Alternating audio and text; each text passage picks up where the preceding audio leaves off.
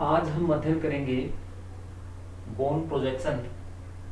Simple conical projection का तीसरा जो प्रोजेक्शन होता है, इसके पार्ट का वो बोन प्रोजेक्शन होता है। आज हम अध्ययन करेंगे इसके अंदर एक मानकीय बोन प्रोजेक्शन के आधार पर हम किस प्रकार बोन प्रोजेक्शन का निर्माण कर सकते हैं। एक मापक दिया गया, हमें एक स्टेटमेंट दी गई है, उसके आधार पर हम इसका निर्धारण करेंगे। तो 1:20 करोड़ मापक पर बोन प्रक्षेप का निर्माण करो, जिसमें भूमध्य रेखा से उत्तरी ध्रुव, भूमध्य रेखा से लेकर के उत्तरी ध्रुव की तरफ हमें 0 डिग्री से 180 डिग्री पूर्वी देशांतर और अक्षांश और देशांतर रेखाओं का जो अंतराल है वो 15 डिग्री दिया गया हो, और इसमें मानक अक्षांश जो रेखा है वो 45 डिग्री उत्तरी दी गई है। तो सबसे पहले हम दिए गए मापक के अनुसार क्या करते हैं, हमारे पास जो मापक है इसके आधार पर क्या करेंगे, दिए गए मापक के अनुसार ग्लोब का अर्धव्यास ज्ञात करेंगे। ग्लोब का एक्चुअली जो अर्धव्यास है वो हमारा आता है 640 करोड़, और यानी कि 64 करोड़, और हमारे पास मापक दिया गया है 1:20 करोड़। तो 1/20 करोड़ गुणा 64 करोड़, हमारे पास जो वैल्यू आई, अगर अर्धव्यास की, ग्लोब के अर्धव्यास की जो वैल्यू आएगी वो आएगी 3.2 सेंटीमीटर। अब दूसरा इसमें जो रहता है, दूसरे स्टेप में इसमें हमें क्या दिया गया, अंतराल कितना दिया गया है, अक्षांश और देशांतर रेखाओं का अंतराल कितना, 15 डिग्री दिया गया है। तो 15 डिग्री अक्षांश अंतराल पर कोण चाप की दूरी क्या होगी। जो हम कोण के चाप की दूरी निर्धारण करेंगे उसको किस प्रकार करते हैं, 2πr और गुणा में अंतराल बटा 360। हमारे पास 2πr कितनी है, 2 गुणा 22/7 गुणा 3.2 हमारे पास आर की वैल्यू थी ये, और अंतराल कितना है 15 डिग्री, और 360 से इसको डिवाइड करेंगे तो हमारे पास वैल्यू आएगी 0.84 सेंटीमीटर, 0.84 सेंटीमीटर। अब हमारे पास जो आर वैल्यू आई है 3.2 सेंटीमीटर, इतनी प्रकार खोल के हम सी को सेंटर पॉइंट मान करके एक वृत्त का निर्माण करते हैं, और इस वृत्त के ऊपर हम यहाँ पर जो सी को सेंटर मान करके ई क्यू एक हमारे जो इक्वेटर है उसका निर्धारण करेंगे। उसके बाद सी को पॉइंट मान करके लंब डालते हैं, और ऊपर से नीचे नॉर्थ और साउथ जो हमारे दो पोल हैं उनका निर्धारण करेंगे। उसके निर्धारण के बाद हमारे पास हमने एक मानक रेखा जो दी गई थी, मानक अक्षांश हमें दिया गया था, वो था हमारे पास 45 डिग्री। तो अब हम यहाँ सी क्यू को आधार मान करके एक चाप काटेंगे और एक कोण बनाएंगे हमारे यहाँ पर 40, और चाप हम कितनी काटेंगे, ये जो हमारा कितनी प्रकार खोलेंगे, हमारे पास एक वैल्यू आई थी अंतराल, अक्षांश का जो अंतराल था उसकी वैल्यू हमारे पास 0.84 सेंटीमीटर आई थी। अब 8.4 सेंटीमीटर की चाप खोल करके सी पे रखेंगे और एक अर्धवृत्त का निर्माण करेंगे। ये जो अर्धवृत्त होगा, इस चाप से हम किसका निर्धारण करेंगे, 45 डिग्री कोण का निर्धारण करेंगे। ये हमारे पास 45 डिग्री का कोण तैयार हो गया है। और अब हमारे पास ये हमें डी पॉइंट प्राप्त हुआ।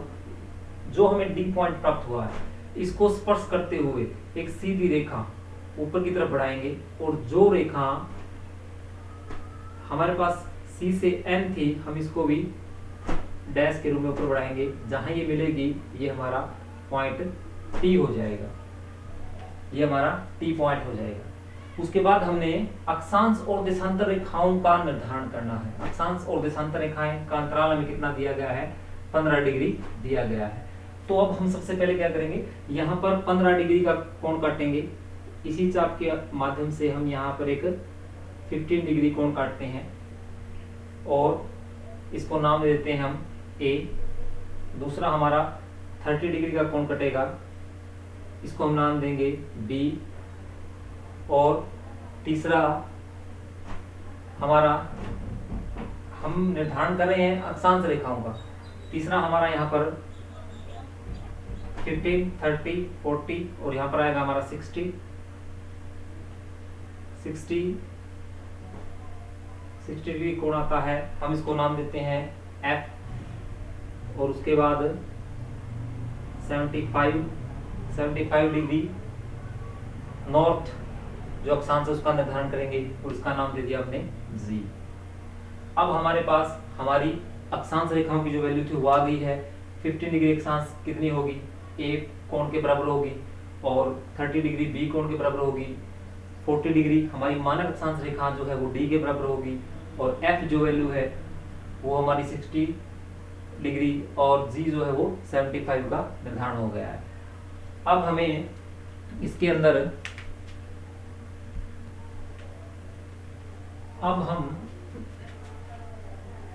पेज के दाहिने ओर L से K रेखा का निर्धारण करेंगे। L से K रेखा का निर्धारण करेंगे हम, और उस L के रेखा के ऊपर जो L के रेखा का निर्धारण करेंगे कोण प्रक्षेप के लिए, T और D हमारी मानक अक्षांश रेखा कितनी है 45 डिग्री नॉर्थ। तो हम क्या करेंगे, जो T वैल्यू थी, T पॉइंट था और D पॉइंट था, इतनी चाप खोल करके L को सेंटर पॉइंट मान करके इस चाप का यहाँ निर्धारण करेंगे। तो हमारे पास ये आ गई हमारी 45 डिग्री मानक अक्षांश रेखा। अब जो 45 डिग्री मानक अक्षांश रेखा ही है, अब एक चाप लेंगे, और दूसरा अब क्या रहता है हमारा 15 डिग्री अंतराल के ऊपर हमने अक्षांश रेखा को निर्धारण करना है। अब 0.84 सेंटीमीटर जो हमने सर्कल लगाया था, ये सर्कल यहाँ से यहाँ चाप खोल करके अब इतनी चाप खोलेंगे, और इसके ऊपर इसको हम M पॉइंट मान लेते हैं। M पॉइंट के ऊपर दो चाप काटेंगे, एक कटेगी हमारी 60 के ऊपर और दूसरी हमारी कटेगी 75 के ऊपर। दो चाप कटने के बाद हमने इनका जो निर्धारण है, अब इसको हम O पॉइंट दे देते हैं, M O, और 45 60 75, और ये हमारा हो गया P पॉइंट। अब हम दो कटने के बाद ये 40 था, ये 60 और ये 75 और ये 90, उसके बाद नीचे जो लाइन बचेगी उसके ऊपर भी यही सेम चाप जो थी हमने खोल रखी थी वही वो यहाँ काटते हैं, और उसके बाद यहाँ काटते हैं, उसके बाद यहाँ काटते हैं। ये हमारा हो जाएगा 30, ये हमारा हो जाएगा 15 और ये हमारा हो जाएगा 0 डिग्री। अब हम इसको U अपनी मर्जी से दे सकते हैं, U, और ये V, और इसको X मान लेते हैं, या इसको लास्ट पॉइंट, ये जो हमारा लास्ट पॉइंट था इसको हम यहाँ K मान लेते हैं, और इस बाकी को अरेंज कर देते हैं। अब हमारे पास यहाँ से यहाँ चाप रखेंगे और एक चाप यहाँ काटेंगे, जो M को काटते हुए यहाँ जाएगी ईस्ट से वेस्ट लगाते हैं। दूसरी चाप का निर्धारण जो है हम क्या करेंगे, इसी रेखा से यहाँ करेंगे। तीसरी चाप का निर्धारण हम यहाँ से यहाँ करेंगे, और उसके विपरीत प्रकार खोल करके U पॉइंट लगाएंगे उसके बाद, और उसके बाद लास्ट जो है 0 डिग्री देशांतर रेखा का निर्धारण हमारे पास हो गया है। अब हमें ये हमारी थी 0 डिग्री देशांतर रेखा, इसको कहेंगे कि L के हमारी जो है वो 0 डिग्री देशांतर रेखा है। अब हमने किसका निर्धारण करना है, देशांतर रेखाओं का निर्धारण करना है। तो सबसे पहले क्या करेंगे, ये जो चाप हमने यहाँ काटी थी 0.84 सेंटीमीटर की, और ये जो कोण जहाँ कट रहा है ये कोण इसको यहाँ पर काटता है, लंब डालेंगे। अब ये A है, इसको A पॉइंट दे देते हैं, और ये हमारा हो जाएगा A डैश। ये हमारा B कोण है 30 डिग्री, ये कट रहा है इस पॉइंट पर, ये तो हमारा हो जाएगा B, छोटा D हो जाएगा B डैश। इसी प्रकार ये हमारा D है, ये छोटा D आएगा, तो ये हो जाएगा D डैश। इसके बाद ये F है, और A से CN पर लंब डालते हैं, B से CN पर लंब डालते हैं, D से CN पर लंब डालते हैं, और F से CN पर लंब डालते हैं, G से CN पर लंब डालते हैं। अब ये हमारी देशांतर रेखाओं के जो चाप थी वहां पर हम इसका निर्धारण करेंगे अक्षांश रेखाओं का। ये हमारी अक्षांश रेखाओं का निर्धारण करेंगे और इसके आधार पर हमने देशांतर रेखा का निर्धारण किया। और ये जो वैल्यू आई थी ये थी हमारी मानक अक्षांश रेखा जो 45 डिग्री दी गई है। अब ए से ए डैश की चाप खोलेंगे और सबसे पहले ए जो डैश है सबसे पहले हम करेंगे हमारी 45 डिग्री अक्षांश रेखा का निर्धारण। तो ये हमारे पास कितनी है, इसकी वैल्यू हमारे पास आई हुई है 45 डिग्री मानक अक्षांश रेखा के ऊपर।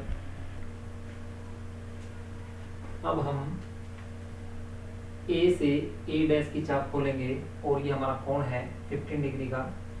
तो 15 डिग्री जो हमारी लाइन है इसके ऊपर हम जाएंगे और 6 रेखाओं का निर्धारण इस साइड करेंगे और 6 चाप का निर्धारण इस साइड करेंगे 1 2 3 4 5 6 और 6 इधर 1 2 3 4 5 6।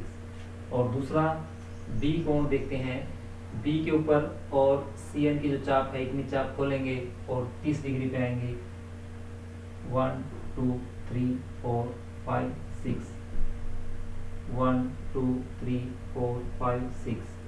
और उसके बाद जो है सी पे जाएंगे, हमारा 45 डिग्री का जो कोण है वहाँ से इतनी चाप खोलेंगे और 45 के ऊपर भी 6 1 2 3 4 5 6 और इधर भी 1 2 3 4 5 6। और उस साइड तीसरा जो चौथा जो हमारा पा बचता है एफ 60 डिग्री उतनी चाप खोलेंगे और 60 डिग्री की जो हमारी चाप थी उसके ऊपर 1 2 3 4 5 6 1 2 3 4 5 6।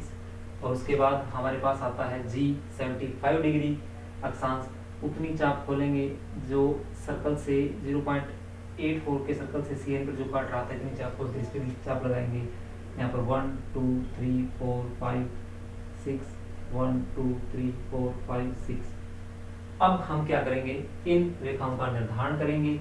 जब इसको हम ऊपर बढ़ाते हैं तो ये यहाँ से इस सर्कल से यहाँ होते हुए एक रेखा यहाँ लगती है, दूसरी रेखा यहाँ लगती है, तीसरी रेखा यहाँ निर्धारण होता है, चौथी रेखा का इस प्रकार यहाँ निर्धारण होगा, पांचवी रेखा का यहाँ निर्धारण और छठी रेखा का यहाँ निर्धारण होता है। उसके बाद हमारे पास जो वैल्यू थी इसको इस पर मिला देंगे और ये हमारे पास हमने कहाँ से शुरू किया था इसको,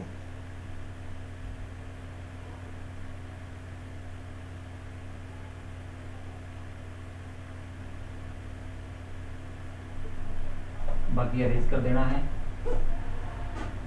और हमारे पास ये हमारा बनकर के तैयार हो जाता है सिंपल कोनिकल प्रोजेक्शन। तो इसमें सबसे महत्वपूर्ण जो बात है वो ये रहती है, लास्ट को हम इस पर पॉइंट मिला देते हैं। तो सबसे पहले इसमें क्या रहता है, ये था हमारा 0 डिग्री से 180 डिग्री ईस्ट दिखाना था।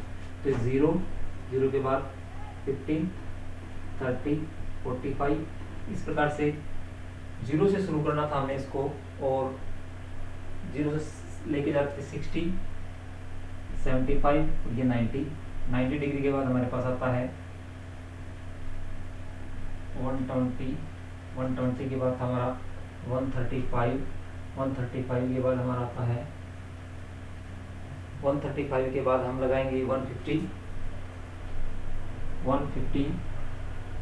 के बाद हमारे पास आया 165 150 और 165 और 165 के बाद हमारे पास आ गई है वैल्यू 165 और 180 डिग्री ईस्ट।